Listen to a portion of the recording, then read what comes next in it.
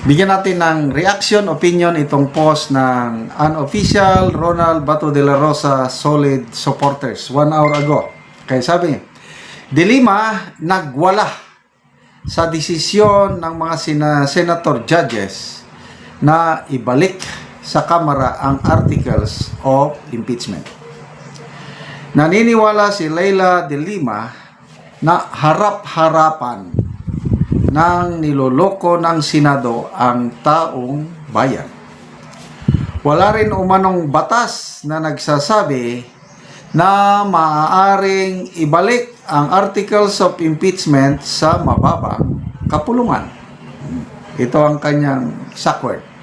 This is not just a setback. It is a stain, mancha, on the Senate, on the law, on the very idea that accountability is still possible in this country.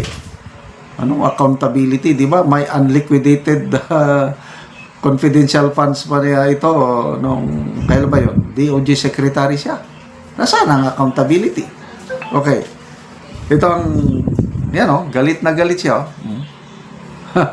Sabi niya, sila ang nagtanong, sila rin ang sumagot. Walang due process. Walang hiya. Ano ito? Korte o kulto? Ay, sabi. Magbasa tayo ng comments. Sabi ni unofficial supporter. Relax ka lang muna, madam. Mag-road trip muna kayo ng new driver mo. Mila Diaz. May agenda ka, madam? Go to Jonel. Marde Dahan, ikaw ang walang hiya. RJ Candido, excited na ata ito si De Lima. Bing Beranda, isuga lay, oy, ayaw lay, dapat magbuutan ka lay. Anyway, punta tayo, may post yan eh. May post si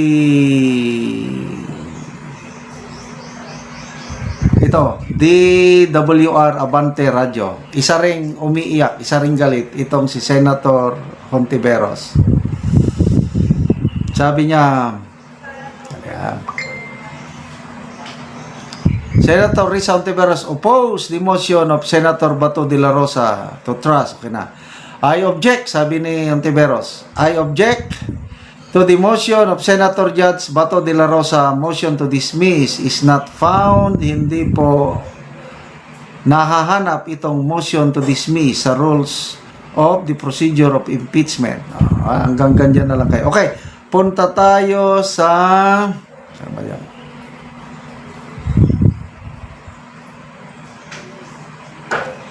Merong post ni Direk Daryl Yap. Pinahanap ko ha.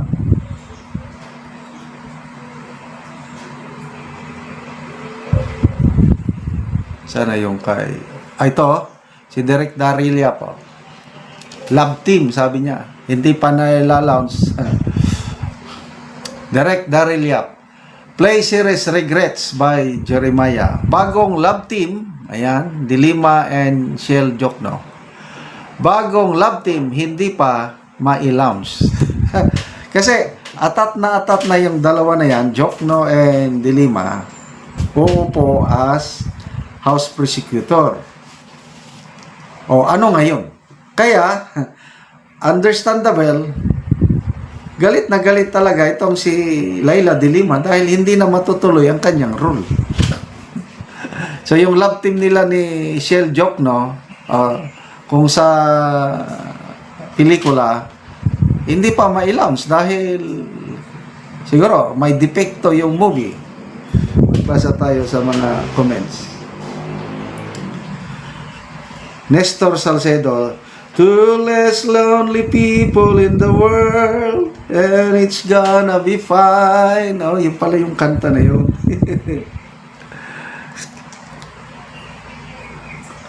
Joel Bilbao, hindi man ma-launch for now, she can eat the saba in public. Rohel Silawan, ikaw na po ata ang inantay yung mag-launch sa kanila direct. Ang pelikula daw, pag si Direk Daryl Yap ang sa kabuhay sa ito, Nakikiapid ng Tadhana, directed by Director Daryl Yap. Yung bida-bida kanat na udlot, the movie title implies the person sees themselves as fate equal. Nakikiapid ang Tadhana. Ano ba yung pelikula ni President Marcos Sr. nung nagkandidato siya noong 1965? Iginuhit ng Tadhana. Doon pala ibinase. Dito naman, nakikiapid ng Tadhana. Okay. Sa mga kaparehas kong senior citizen, ay recall natin, 1965, black and white na movie, sa mga plaza, ipinapalabas yan yung buhay ni Ferdinand Marcos Sr. Iginuhit ng Tadhana. Alala ko pa eh. Kaya, isa sa rason kung bakit nanalo si Apo Lakay Marcos yung movie na yun. Doon ko naintindihan ang kwento ng kanyang buhay. Napakaganda. So, by the way, ano nang update sa pelikula ni Direk Daryl Yap, yung buhay ni BP Inday Sara, na ang napili niyang gaganap na Inday Sara ay si Claudine Barreto. Nako, na-imagine ko na eh.